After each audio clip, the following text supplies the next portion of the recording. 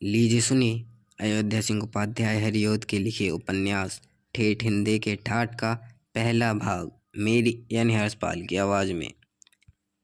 ललकित ललकित लोय ययंते लखि लखि होहु निहाल। लाली इत उत की लहत लहे जीव जिहि लाल।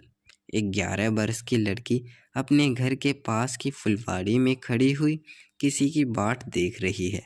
यह सूरज डूबने पर है। बादल में लाली छाई हुई है। बयार जी को ठंडा करती हुई धीरे धीरे चल रही है। थोड़ी देर में सूरज डूबा, कुछ झुटपुटा सा हो गया। फुलवाड़ी की एक ओर से उसी ओर कोई आता दिख पड़ा जिस ओर वह लड़की खड़ी थी। कुछ देर में वह आकर उस लड़की के पास खड़ा हो गया। लड़की ने देखकर कहा, देवनंदन, अब तक कहाँ थे? मैं बहुत देर से यहाँ खड़ी तुमको घूर रही हूँ। देवनंदन 14-15 बरस का लड़का है। उसके सुडौल गोरे मुखड़े, अच्छे हाथ पांव, चेहरे ढील, ऊंचे और चौड़े माथे, लंबी बाहें और जी लुभाने वाली बड़ी बड़ी आंखों को देखने से जान पड़ता है जयंत सड़क छोड़कर धरती पर उतरा है। यह लड़का उसी गांव में रहता है जहां वह लड़की रहती है। छोटेपन से ही दोनों को चाहते आए हैं। देवनंदन तीसरे चौथे जब छुट्टी पाता इस लड़की से आकर मिलता। यह लड़की भी बड़े चाव से उससे मिलती और अपनी मीठी मीठी बातों से उसके जी को लुभाती। लड़की जानती थी आज देवनंदन आवेगा, इसी से पहले से ही उसकी बाट देख रही थी। वह आया भी, पर कुछ अबेर करके। इसलिए लड़की ने उससे पूछा, देवनंदन अब तक कहाँ थे? उसकी बातों को सुनकर देवनंदन ने पहले प्यासी आंखों से उसको देखा, पीछे कहा, देवबाला, क्या मैं तुमको भूल सकता हूँ? पर क्या करूँ, आज गुरुदेव जी ने छुट्टी सूरज डूबने पर की। इसी से यहाँ आने में कुछ अबेर हो गई। क्या मैं जो थोड़ी देर और न आता तो तू यहाँ से चली जाती? हाँ भाई, क्या करती? अंधेरा होने पर यहाँ ठहर भी तो नहीं सकती, माँ जो कुढ़ने लगती है। देवनंदन, तो फिर हमसे तुमसे आज भेंट कैसे होती? देवबाला, कैसे होती? इसी से तो कहती हूँ। तुम जैसे पहले मेरे घर आया करते थे उसी भांति अब भी आया करो। माँ भी एक दिन कहती थी, बहुत दिन हुए देवनंदन को नहीं देखा। देवनंदन, तुम्हारे घर आने में मुझे कौन अटक है? पर देखो, यही दिन पढ़ने लिखने के हैं, जो इधर उधर घूमकर फिर इन्हें बिता दूंगा तो पढ़ना लिखना कैसे आवेगा? देवबाला ने रूठ कर कहा, क्या हमारे घर आना इधर उधर घूमना है? हमारे घर आध घड़ी आओगे तो इसमें ही तुम्हारा पढ़ना लिखना ना हो सकेगा? देवनंदन ने हंसकर कहा, अच्छा ठीक है, अब मैं फिर तुम्हारे घर कभी कभी आया करूँगा। आंचल के नीचे क्या छिपाए हो देवबाला?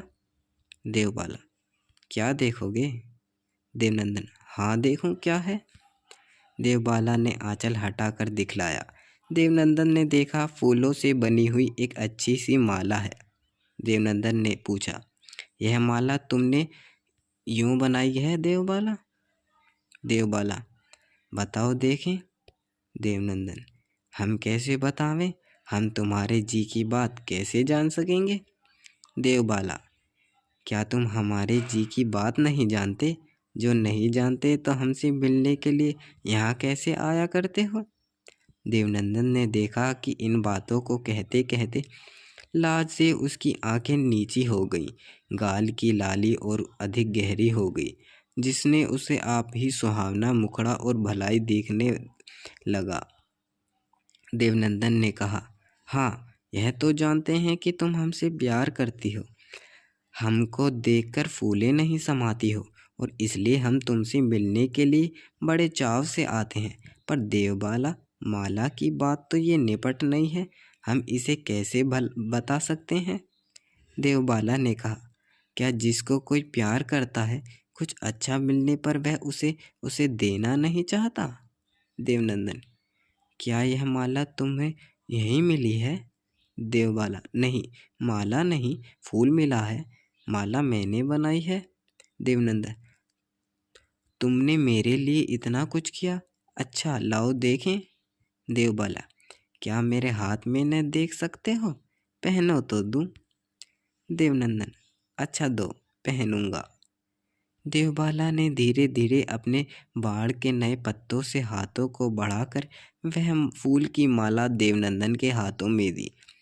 देवनंदन ने प्यार के साथ अपने हाथों से उस माला को लेकर गले में पहन लिया। देवबाला ने देखकर कहा, देवनंदन, तुम्हारे गले में तो ये माला बहुत भली लगती है। अब जब जब तुम आओगे मैं तुमको ऐसी ही एक माला बनाकर दिया करूँगी। देवनंदन ने बहुत ही प्यार के साथ उसकी इन बातों को सुना। इसी बीच अंधेरा होने लगा। देवबाला ने कहा, अब अंधेरा हुआ जाता है, मैं यहाँ ठहर नहीं सकती। देवनंदन ने कहा, तो अच्छा तुम जाओ, मैं भी जाता हूँ। यह सुनकर फुलवारी की ओर से धीरे धीरे देवबाला घर चली गई। पीछे देवनंदन भी कुछ सोचते सोचते फुलवारी के बाहर हुआ। दूसरा ठाक। देवबाला की माँ का नाम हेमलता है। यह देवनंदन को बहुत चाहती है। जब वह घर आता या उसे बड़ा लाड प्यार करती, वह सोचती, फूल सी मेरी लाडली के लिए कोल से देवनंदन को छोड़ और कोई जोग बर नहीं हो सकता। घर में जब ये दोनों साथ खेलते, उस घड़ी हेमलता की आंखों की इन दोनों की जोड़ी को देखकर बहुत सुख मिलता। जब यह दोनों छोटे थे, उन दिनों हेमलता इन दोनों को कभी कभी फूलों से सजाती और दोनों को अपनी गोद में बैठाकर सरग लूटती थी। जब से देवनंदन सियाना हुआ है, लाज से बहुत बहुत हेमलता के घर न आता। इसलिए फुलवारी में देवबाला से उलाहना देना पड़ा था। दूसरा ठाक। देवबाला की माँ का नाम हेमलता है। यह देवनंदन को बहुत चाहती। जब वह घर आता, यह उसका बड़ा लाड प्यार करती। वह सोचती, फूल सी मेरी लाडली के लिए कोल से देवनंदन को छोड़ और कोई जोग बर नहीं हो सकता। घर में जब दोनों साथ खेलते, उस घड़ी हेमलता की आंखों को इनकी जोड़ी देखकर बड़ा सुख मिलता। जब यह दोनों छोटे थे, उन दिनों हेमलता इनको कभी कभी फूलों से सजाती और दोनों को अपनी गोद में बैठाकर सरग सुख लूटती। जब से देवनंदन सियाना हुआ है, लाज से बहुत हेमलता के घर आता न था और इसलिए फुलवारी में देवबाला को उलाहना देना पड़ा था। पर जब से वह कभी आता, हेमलता उसी भांति उसको प्यार करती, उसी भांति देवबाला के साथ उसको मिलने जुलने और खेलने देती। हेमलता भले घर की पतोहू है। वह जानती थी 11 बरस की लड़की का 14-15 बरस के पराए लड़के के साथ मेलजोल भले मानसों की चाल नहीं है। पर जो बात उसके जी में थी, उससे वह दोनों को आपस में नेह करने में कोई बुराई न समझती। घर की फुलवारी में भी बाला के पास देवनंदन को आने जाने से न रोकती। अपने पति रमाकांत के पास बैठी हुई पंखा जल रही थी। इधर उधर की बातें हो रही थी। इसी बीच देवबाला की बात उठी। हेमलता ने कहा, देवबाला 11 बरस की हो गई, अब उसका ब्याह हो जाना चाहिए। मैं चाहती हूँ इस बरस आप इस काम को कर डालें। रमाकांत ने कहा, यह बात मेरे जी में भी बहुत दिनों से समाई है। मैं भी इस बरस उसका ब्याह कर देना चाहता हूँ, पर क्या करूँ, कोई जोग बर नहीं मिलता। एक ठोर ब्याह ठीक हुआ है तो वह 500 रोक मांगते हैं।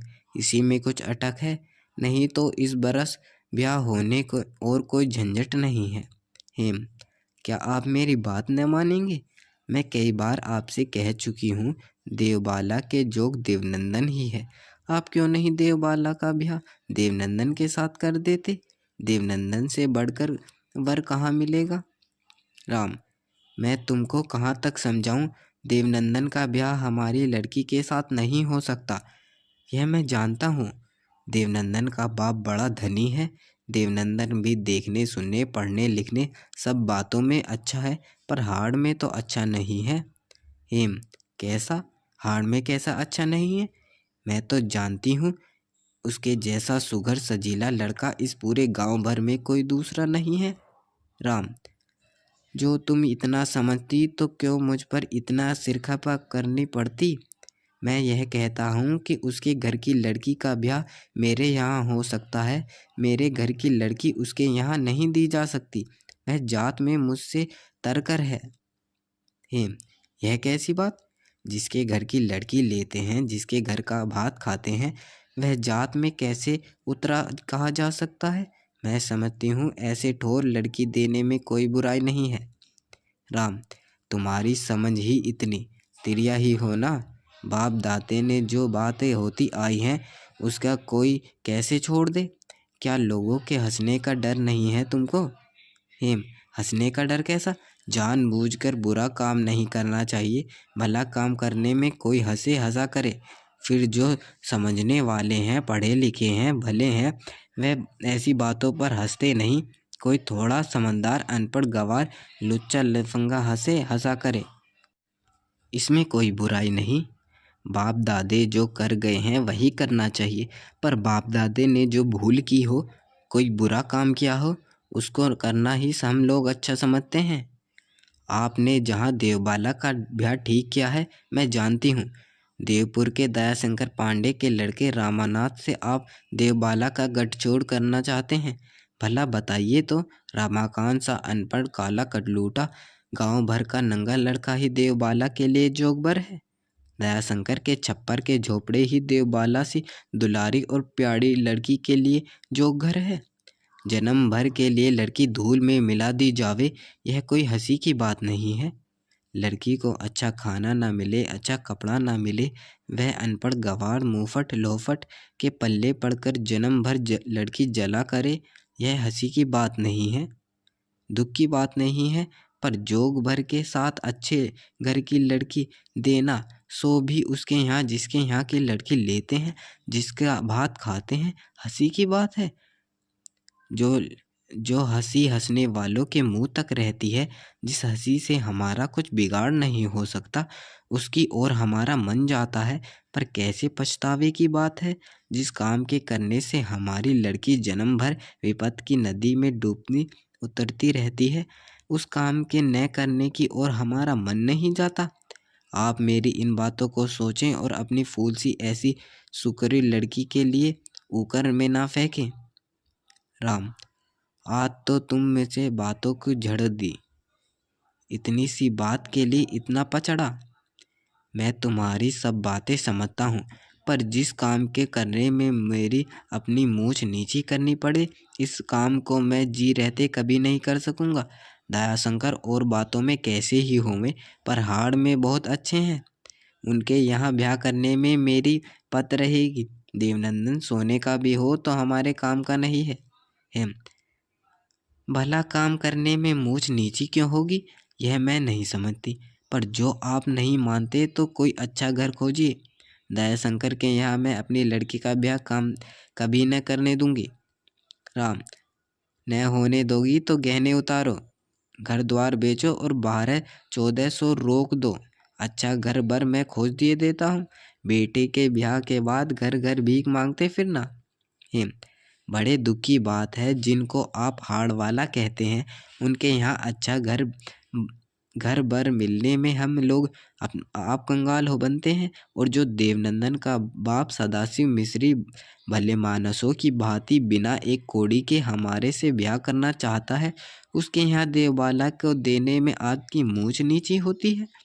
तो क्या दयाशंकर के यहाँ ब्याह करने में लड़की को जन्म भर के लिए मिट्टी में मिला दिया जाना आप अच्छा समझते हैं? राम, किसी को कोई मिट्टी में नहीं मिलाता। जो जिसके भाग्य में होता है वही होता है।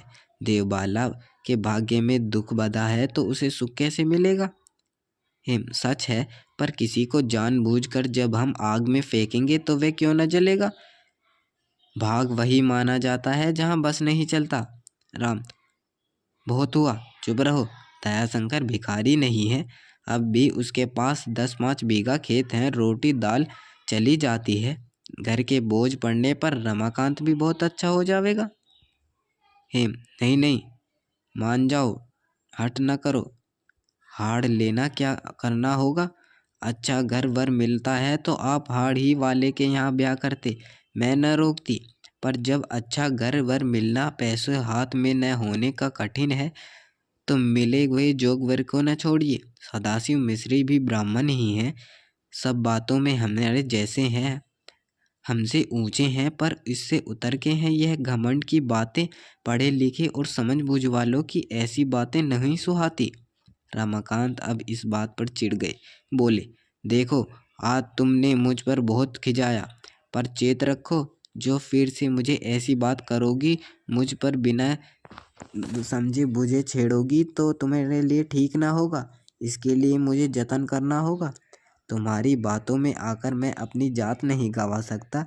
तुम तिहरिया हो, हट करना छोड़, और तुम पे कुछ हो भी नहीं सकता। यह कहकर खिजलाए हुए रमाकांत घर से बाहर